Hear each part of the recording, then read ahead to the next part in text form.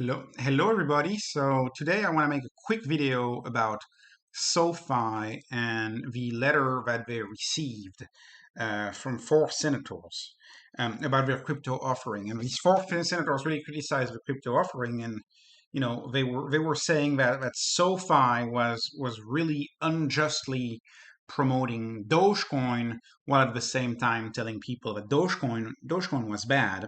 And again, I thought the blog post, this is a blog post that was criticized by the senators. I thought this post was really well done um, because it implicitly says that Bitcoin is different. It implicitly says that altcoins are subject to pump and dump scheme, but Bitcoin is kind of a whole different animal, being the original cryptocurrency, the original crypto asset or crypto property. So I thought this article was really well done, and I like the idea that SoFi leaves choice and people have choice. And warning against altcoins is a good thing, and I would also warn against altcoin and recommend Bitcoin, but not investment advice, of course. But the four senators were unhappy about that. They thought that SoFi was not investing, was not protecting their members, and they said, "Oh, it's not promoting financial inclusion and economic freedom. No, it's not doing that. It's dangerous." And the implication of them saying that leads me to believe that they actually thought that the U.S. dollar is a better hold of value or store of value or a better long-term investment than Dogecoin. And it's important to note that this is within the context of long-term investing.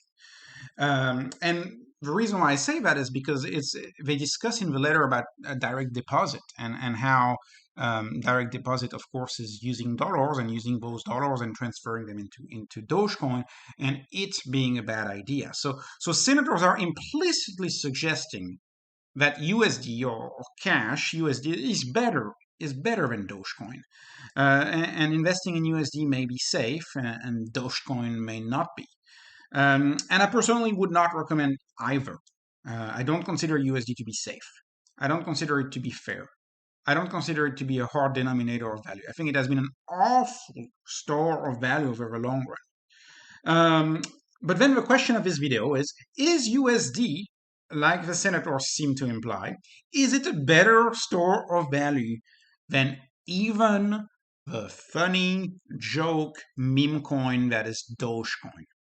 Is it better? Is it better? And I figured, why not? So I'm gonna just put it to the test just for fun. And this video is for entertainment. But let's do it. So what is the supply?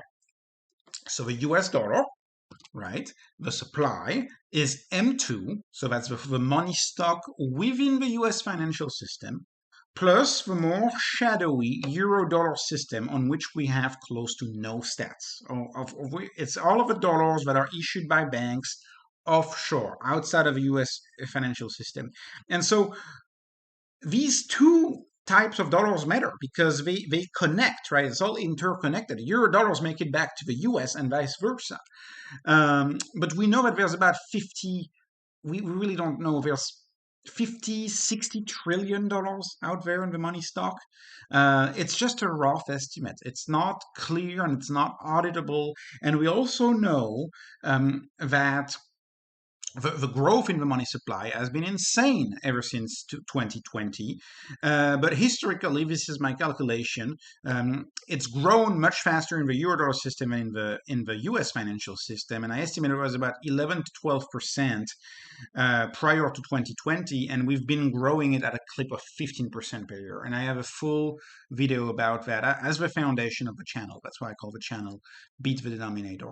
But what is the opposite form of money, right? Well, Dogecoin, well, it's a meme coin, right? So it's a joke currency, but this joke currency has auditable, exactly known supply. We know there's exactly 130 billion Dogecoins. We know that's how many Dogecoins there are, and we know exactly how many there will be going forward every single year into the future. And we also know exactly how many of them will be issued. And so inflation rate right now on Dogecoin is between 3 and 4%, and it will decrease. This is the blue line right here. It will decrease. So there is a controlled monetary inflation, so to speak, on Dogecoin, which is not there on the US dollar because we don't know how many US dollars are printed. We just don't know. All right, let me move on. How about the creation? How is money created?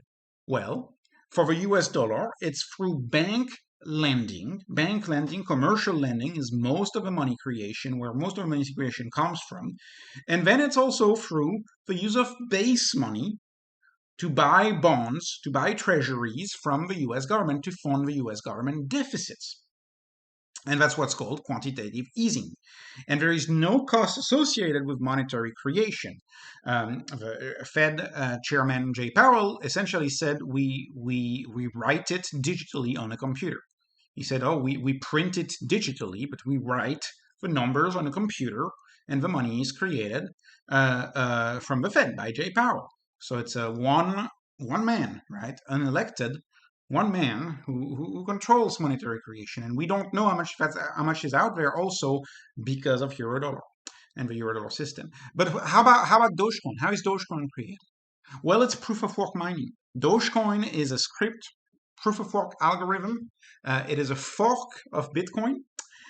Which means it's inspired by the software of Bitcoin, and it costs mining equipment to mine it, which is this big computer right there. These computers are a few $1,000, and you got to power these computers. So this computer right there is a 3 kilowatt, and it takes about 82 kilowatt hours to mine 225 Dogecoins. So that's about $9 worth, more or less, worth of electricity, but it all depends where you get your electricity. But you're recreating a direct relationship between energy, i.e. work, hard work, and money creation, just like the US used to have under the gold standard. It used to take a lot of resources to mine gold, and gold was money. Now it takes a lot of resources to mine either Dogecoin or Bitcoin. And that's why a lot of people consider these alternatives to be money. But all right, just for fun, let me move on with the currencies. How about association? I think this is a fun one. Culturally, right? Culturally speaking, you could say money is a form of language. Money is a representation of culture. So again, the US dollar, Ben Franklin, American inventor, member or fellow of the Royal Society. And surprisingly enough, Dogecoin is heavily associated with Elon Musk, right? Elon Musk loves Dogecoin. He's not shy about it. And he's an American inventor as well. And he's a fellow of the Royal Society as well. And Ben Franklin is obviously the most associated with the US dollar since he is on the $100 bill, and his face is pretty much associated with the dollar. So again, here it's a tie. It's a clear tie right here. But let me move on to who is the current winner. Well, the current winner is clearly the US dollar. It's a recognized currency, it's legal standard. On the other hand, Dogecoin is a joke. But Elon Musk had something to say about the joke that Dogecoin is. He said, I think there's an argument that fate loves irony. The most entertaining outcome often becomes the most likely one. What would be the most ironic outcome? When speaking of the future of currencies and speaking about the place of Dogecoin, perhaps against the US dollar, perhaps against Bitcoin. We know Elon Musk likes both the Doge and the Bitcoin and the Dogecoin. So who knows? Who knows, right? But what we know for sure is that Dogecoin is proof of work. You have to spend energy to create it, right? The US dollar is not proof of work. You have to ask for a loan. And if you ask for a loan, the bank creates it. Or you have to create a deficit with the US government. And if the US government creates a deficit, treasuries are issued, and the Fed prints base money to buy these treasuries. Let's talk about past performance. And you may think I'm being unfair here, but it's a fact. I mean, it's a fact. This beautiful home right here is a Sears home. It's a five-room home, very nice house, from 1915, and it was $1,700 in 1915 to buy this house. And of course, it's a strong house. These houses have been around for, they've been up for 100 years, more than 100 years, and you see the exact same house right here. And the exact same house right here was listed for $375,000. Same house. I hope you can see the resemblance. They look alike. They are the same house. So what can we say about the value of the US dollar? 1915, the US dollar was still backed by gold, still backed by energy and work, i.e., required to get the gold out of the ground. That's a lot of work, that's a lot of energy. When it was still backed by gold, you only needed $1,700 to buy this house. Today, not backed by anything, but of course, the Fed printing and the commercial lending, you need $375,000 of them to buy the same house, the exact same house. And I think this is very telling. And you can go look at all of the old Sears item. It's one of the best ways to look at what's happened to the value of our currencies. Just get a Sears catalog from 1903. They re-edit them, and you can see how crazy it's been, and how bad the US dollar has lost its value. It's what Charlie Munger says. Over 100 years, you can be 99% certain that the currency will be worthless. Charlie Munger said that. So Warren Buffett's acolyte. It's a big deal. So what can we say if we use another chart, right? The purchasing power of a US dollar, no matter how you measure it, has been, divided by what is that, 33 divided by 33 or something, right? So it's pretty bad how much money it's lost, right? Or how much value it has lost. The US dollar has lost tremendous value. And of course, because it can be printed through a commercial lending system. And it's created. We don't know how much there is out there. Dogecoin, on the other hand, which can only be created through hard work and expending energy and money, it's 7 years old. But even though it's 7 years old, we already need a log chart to visualize, because if I don't use a log chart here, all you see is flat, and then you see a big spike. So you need a log chart to visualize it, which is very telling in itself. And Dogecoin, backed by energy, backed by computer chips, right? The gold or the oil of the day, has done a 250x.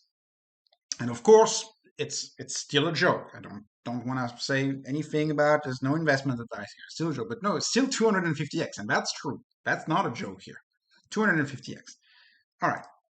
Conclusion. What is the conclusion? So just like SoFi, I would warn people against Dogecoin, because Dogecoin is not Bitcoin. And that's what they did in their article. Bitcoin is the black hole in the space. Bitcoin is different and not investment advice. However, Dogecoin is still a proof of work coin that was forked from the Bitcoin software and the Bitcoin open source code, right? On the other hand, the dollar was decoupled from gold in 1933. It's not linked to energy anymore. Roosevelt suspended the gold standard. Dogecoin, just like Bitcoin, are still coupled with the cost of energy. And the cost of energy prevents unlimited printing of the currency. It makes the currency tangible.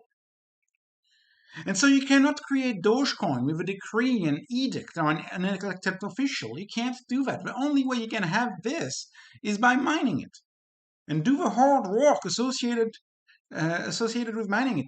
Set up a computer, set up a data center, and then spend the energy. That is the only way to mine it.